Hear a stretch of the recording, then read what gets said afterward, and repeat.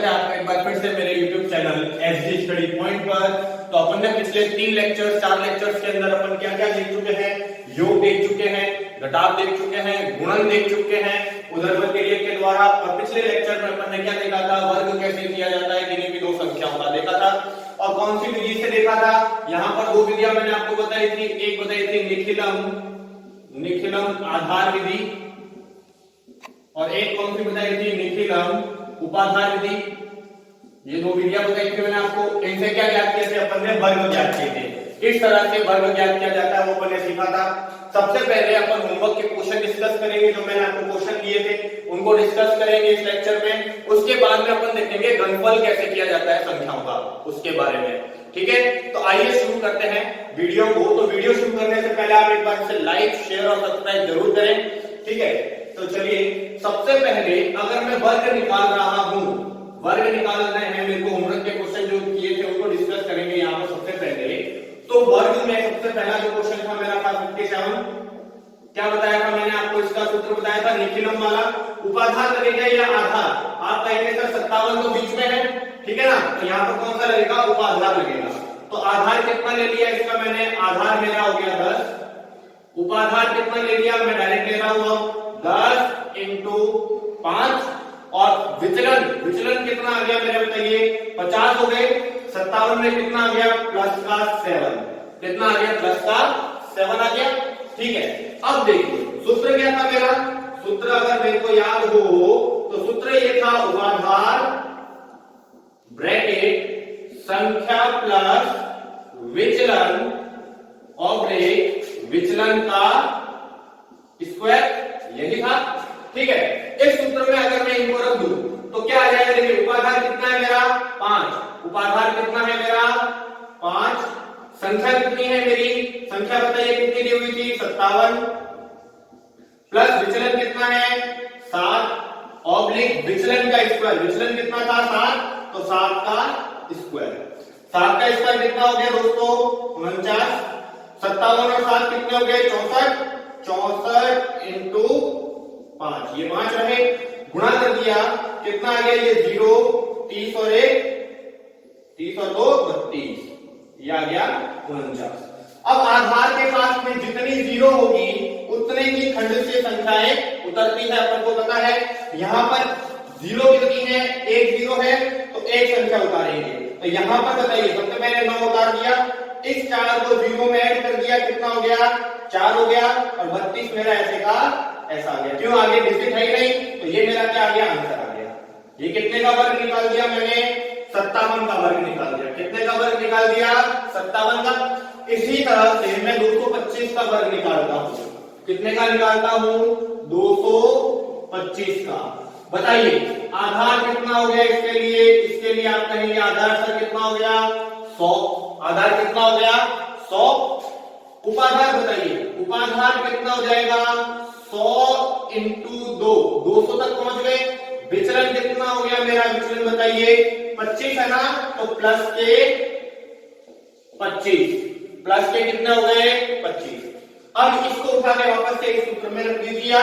ठीक है, तो कितना आ जाएगा, उपाधार कितना है मेरा बताइए, उपाधार कितना है 2, ब्रैकेट संख्या कितनी है 225, प्लस विचलन कितना है 25, ब्रैकेट विचलन कितना है, विचलन है 25 और 25 का स्क्वायर, क्योंकि विचलन का स्क्वायर किया हुआ है, ये मेरा सूत्र है। ठीक है, कितने हो गए 225 और 25 कितने हो गए, 250 इंटू 2, और 25 का स्क्वायर कितना हो गया 625। 250 को जब 2 से गुणा करेंगे तो कितना आ जाएगा 500, और 625 ऐसे के ऐसे। बताइए कोई दिक्कत आप लोगों को नहीं होगी। अब इसको अगर मैं देखूं, आधार के पास 0 कितनी है भाई, 2 0। कितनी 0 है, 2 0 है, तो 2 संख्या उतारेंगे, यहां से 25 ऐसे का ऐसा आ गया, आ गया। ये 6 इसमें ऐड हो जाएगा इसमें, तो 6 को 0 में ऐड किया तो 6, और ये 50 ऐसे के ऐसे आ गए। तो ये कितने का निकाल दिया मैंने वर्ग, 225 का वर्ग निकाल दिया। कितने का वर्ग निकाल दिया, 225 का। हाँ तो दोस्तों इसका आंसर कितना आ गया 50, 625। ये मेरा कितने का वर्ग निकाल दिया मैंने, 225 का निकाल दिया। कितने का वर्ग निकाल दिया, 225 का वर्ग निकाल दिया। बचे हुए दो क्वेश्चन है, ये आपके होमवर्क रहेंगे। ठीक है, अगर आप लोगों को किसी भी प्रकार से कुछ भी प्रॉब्लम हो तो डिस्क्रिप्शन में मेरे व्हाट्सएप नंबर दिए हुए हैं, आप मेरे को डायरेक्ट व्हाट्सएप करके आपकी समस्याओं को भेज सकते हैं, मैं उसका निवारण कर दूंगा जल्द से जल्द। ठीक है ना, कुछ भी डाउट हो, कैसा भी डाउट हो, व्हाट्सएप पे नंबर दिए हुए हैं मेरे डिस्क्रिप्शन में, और वहां से जाइए, आपके जो भी डाउट्स हो उनको उसमें लिखिए, बताइए मेरे को, मैं उनको सॉल्व जरूर करूंगा। ठीक है ना, चलिए, तो ये बात की मेरी वर्ग संक्रिया की, उम्मीद करता हूं आप लोगों को ये समझ में आया होगा। ठीक है ना, इस तरह से निकाला है, आपको ये सूत्र में रखने हैं और कुछ नहीं है। ठीक है ना, चलिए अब अपना जो अगला टॉपिक पढ़ता है वो है अपना घनफल संक्रिया। कौन सी संक्रिया? घनफल। चलिए घनफल के बारे में बात करते हैं, क्या होता है घनफल, अपन क्या करते हैं घनफल के अंदर, ठीक है, किस तरह से ज्ञात किया जाता है घनफल, उसके बारे में देखते हैं। तो घनफल की अगर मैं बात करूं तो वर्ग और घनफल में सिर्फ एक ही चीज का अंतर है। वर्ग में कितनी घात बताई थी मैंने आप लोगों को? 2। वर्ग में कितनी घात लगती है? 2 घात लगती है। ठीक है, और घनफल के अंदर जिसमें घनफल संक्रिया यानी कि क्यूब रूट, क्यूबिक जो करते हैं अपन, उसके बारे में। घनफल के अंदर क्या होता है, घात कितनी चलती है? घात मेरी चलती है कितनी? 3 घात होती है। कितनी घात होती है? 3। यानी कि पावर की अगर मैं बात करूं तो कितनी पावर होती है?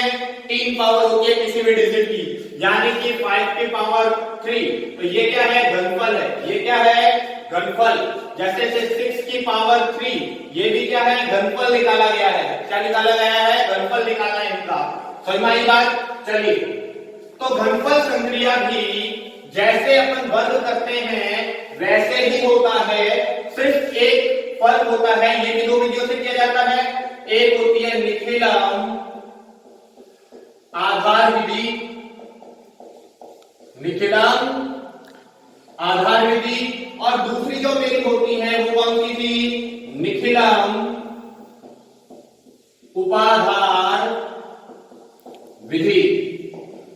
कौन सी होती है? एक होती है निखिलम आधार विधि, एक होती है मेरी निखिलम उपाधार विधि। ठीक है ना? हाँ तो दोस्तों, 2 विधि पढ़ी है तुमने, कौन सी बताई मैंने आपको? एक बताई निखिलम आधार विधि, एक कौन सी है? निखिलम उपाधार विधि। अब आप लोगों को आधार, उपाधार और विचलन के बारे में तो पता चल ही गया किस तरह से ज्ञात करते हैं। चलिए अब अगर मैं बात करूं निखिलम आधार विधि से, कौन सी विधि सबसे पहले बताएंगे अपन? निखिलम आधार विधि से किस तरह से अपन क्या निकालते हैं? घनफल निकालते हैं। क्या ज्ञात करते हैं? घनफल ज्ञात करते हैं। देखिए इसका सूत्र क्या बनता है? इसका सूत्र होता है, जो आपको याद रखना है, संख्या प्लस विचलन ब्रैकेट विचलन का स्क्वायर इंटू 2 और विचलन का क्यूब। विचलन का क्यूब। समझ में आई? के बात नहीं आई? समझ में आई? हाँ, तो क्या मैंने आपको सूत्र बताया? ये संख्या प्लस विचलन इंटू 2, विचलन का स्क्वायर इंटू 3 और विचलन का क्यूब। समझ में आई बात? ये कौन सा सूत्र है मेरा? निखिलम आधार विधि का। कौन सा सूत्र है? निखिलम आधार विधि का। चलिए इस सूत्र के अंदर आपको सिर्फ डिजिट रखनी है, संख्या क्या है, विचलन क्या है, मेरा विचलन का क्यूब करना है, बस इसके अलावा कुछ नहीं है। बाकी सब वही होता है जो अपन ने वर्ग में किया है। क्या है पता है ना? जितनी उसके पास में शून्य होगी, किसके पास शून्य होगी? आधार के पास। किसके पास होगी? आधार के पास जितनी शून्य होगी उतने ही अंक एक खंड से लिए जाते हैं। ठीक है ना? चलिए जैसे मैं ज्ञात कर दूं 15 का घनफल, अगर मेरे को ज्ञात करना हो, कितने का ज्ञात करना हो? 15 का ज्ञात करना हो तो क्या होता है 15 में? आधार कितना हो गया मेरा बताइए? आधार हो गया 10। ठीक है, विचलन कितना हो गया मेरा? आप कहेंगे सर विचलन हो गया प्लस का 5। बिल्कुल सही बात है, इसमें रख दीजिए आप। संख्या क्या है? 15। 15 हो गई प्लस विचलन, विचलन कितना है मेरा? 5 इंटू 2 हो गया।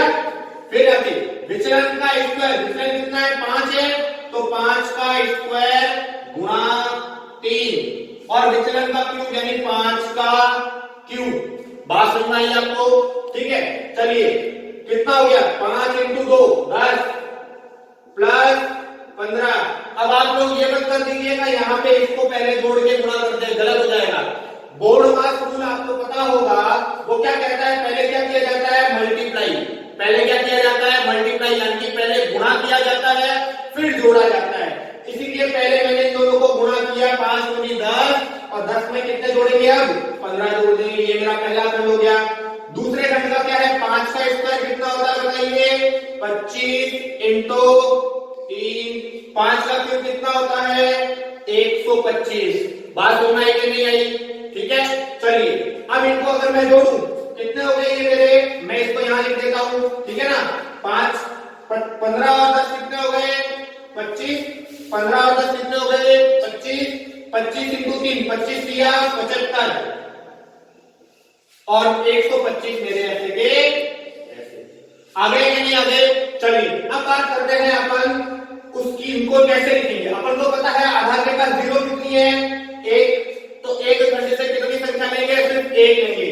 यहां से मैंने कितना ले लिया 5 ले लिए। ये जो 12 बचे इस 12 को किसमें ऐड करेंगे 5 में, तो 12 और 5 कितने हो गए 17, 17 का तो आ गया 7, असल गई 1 की गई। अब इस खंड में से तो मैं 7 ले चुका हूं ना, तो ये कितने हो गए 7 और 1 कितना हो गया 8। इस 8 को मैं किसमें ऐड कर दूंगा 5 में, तो 8 और 5 कितने हो गए 13, 13 की 3 असल लगी 1 असल लगी। अब आगे तो खंड नहीं है ना, आगे खंड नहीं है तो 2 और 1 कितने हो गए 3 हो गए, ये 3 ऐसे का ऐसा आ गया, तो ये मेरा क्या आ गया आंसर आ गया। समझ में आई बात कि नहीं आई? जितनी संख्या यानी जितने आधार के पास 0 होंगे उतने ही डिजिट मैं एक खंड से लूंगा। यहाँ 1 0 थी तो मैंने 1 लिया लेके 5 को उतारा, उसके बाद रिमेनिंग डिजिट को मैंने अगले वाले डिजिट में ऐड कर दिए। 12 और 5 कितने हो गए 17, 17 का 7 ले लिया, बचा कितना असल लगी 1, तो 7 और 1 कितनी हो गई 8, 8 को मैंने अगली वाली संख्या में ऐड कर दिए 13, 13 का 3 ले लिया असल गई 1, 2 और 1 कितने हो गए 3, ये आ गया 3375। कितने का क्यूब निकाल दिया मैंने 15 का क्यूब निकाल दिया। कितने का निकाल दिया 15 का। बहुत आसानी से बहुत इफेक्टिव तरीके से अपन निखिलम आधार विधि का उपयोग करके किसी भी संख्या का क्या निकाल सकते हैं वर्ग निकाल सकते हैं, किसी भी संख्या का क्या निकाल सकते हैं। हाँ तो दोस्तों बात समझ आ गई आपको। 15 का मैंने जो निकाला क्यूब वो कितना आ गया 3375। चलिए एक और क्वेश्चन करते हैं इसी विधि पर, इसी विधि के ऊपर बेस। जैसे कि मेरे को अगर 103 का क्यूब निकालना हो, कितने का निकालना हो 103 का कैसे निकालेंगे देखिए। 103 का क्यूब घनफल आ गया 103 का निकालिए, बताइए आधार कितना है इसका 100, आधार कितना 100, विचलन कितना आ गया आप बताइए, विचलन कितना हो गया प्लस का 3, कितना हो गया प्लस का 3, इस सूत्र में रख दीजिए बस। संख्या कितनी है 103 प्लस विचलन, विचलन कितना है 3 इंटू 2 स्लैश विचलन का स्क्वायर, विचलन कितना है 3 का स्क्वायर इंटू 3, विचलन का क्यूब, विचलन कितना है 3 का क्यूब। आ गया, बताइए 103 में 3 जोड़ दूं क्या पहले? नहीं, पहले इन दोनों को गुणा करेंगे। 3 दूनी 6 प्लस 103, 3 का स्क्वायर 9, 9 किया 27 और 3 का क्यूब कितना हो गया ये भी 27। 103 और 6 कितने हो गए 109, ये आ गया 27 और ये भी कितने आ गए 27। बताइए आधार के पास 0 कितनी 2, तो एक खंड से कितनी संख्याएं लेंगे 2 संख्याएं लेंगे। इस खंड में 2 ही संख्या है तो इसको ऐसे कैसा लिख दिया यहाँ पर 27। इस खंड में भी 2 ही संख्या है, इनको भी ऐसे कैसा लिख दिया। इस खंड के आगे तो है ही नहीं कुछ तो इसको भी ऐसे कैसा लिख देंगे। आ गया, बात समझ में आई या नहीं है? समझ में आई? तो ये इसका क्या हो गया आंसर हो गया। तो ये मैंने कितने का क्यूब निकाल लिया 103 का क्यूब निकाल दिया। कितने का क्यूब निकाल दिया? 103 का। ठीक है, बात समझ आ रही है आप लोगों को? ठीक है, अगर मान लो नेगेटिव में आ जाता डिस्टेंस, किसमें आ जाता? नेगेटिव में। ठीक है, तो यहाँ किस में चला जाता है? ये माइनस में चला जाता। उसको अपन देखेंगे अगले वीडियो में कि अगर यहाँ माइनस आ जाए, अगर यहाँ क्या आ जाए?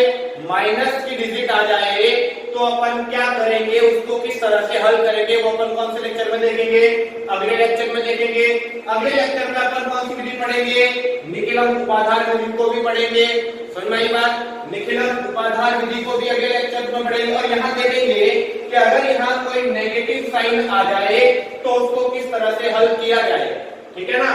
तो आपके लिए दो होमवर्क के क्वेश्चन हैं जिनको आपको घनफल निकालना है। कौन सी विधि से? निखिलम आधार विधि से। कौन सी विधि से? निखिलम आधार विधि से। ठीक है, जिनको अगले लेक्चर में सबसे पहले अपन हल करेंगे, उसके बाद में अपन चलेंगे। तो पहला जो रहेगा वो रहेगा मेरा 18, दूसरा आपको निकालना है 102 और तीसरा आपको निकालना है 16। ये तीन आपको करने हैं घर से। ठीक है ना? आप इनको कीजिएगा।